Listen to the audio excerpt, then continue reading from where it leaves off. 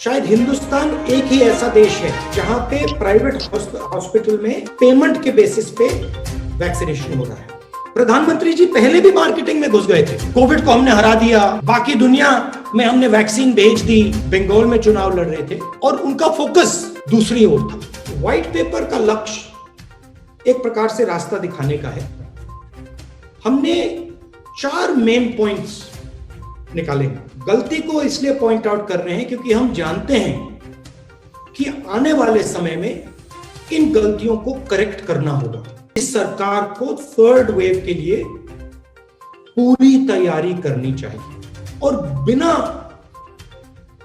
कोई कारण डेथ ना हो।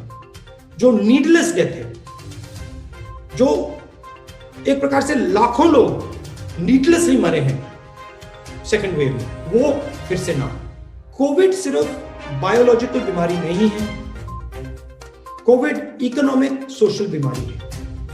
और इसलिए हमने सरकार को सबसे गरीब लोगों को,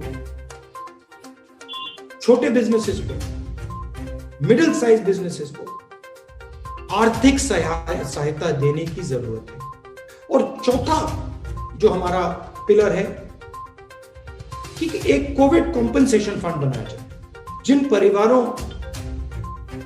के घर में जो ब्रेड अर्नर्स हैं, उनकी मृत्यु हुई है, उनका कॉम्पेंसेशन दिया जाए, उनको डायरेक्ट कोविड फंड से उनको सहायता दी जाए। प्रधानमंत्री जी पहले भी मार्केटिंग में घुस गए थे।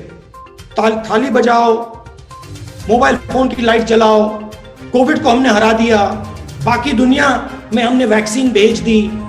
तो ये पहले भी मार्केटिंग में घुस गए थे और उसका नतीजा देश ने देखा है। प्रधानमंत्री के आंसू ने उनको नहीं बचाया, मगर ऑक्सीजन जरूर बचा सकता था। और प्रधानमंत्री ने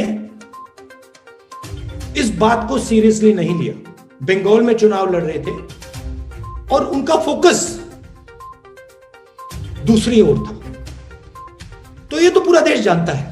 शायद हिंदुस्तान एक ही ऐसा देश है जहां पे प्राइवेट हॉस्पिटल में पेमेंट के बेसिस पे वैक्सीनेशन हो रहा है।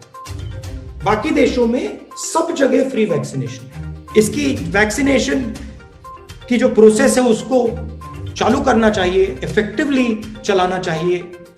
और ये जो डिक्लेरेशन ऑफ विक्ट्री होती है 1.5 साल के बाद, जब कोविड को हिंदुस्तान ने हरा दिया हो, तब आप बोलिए।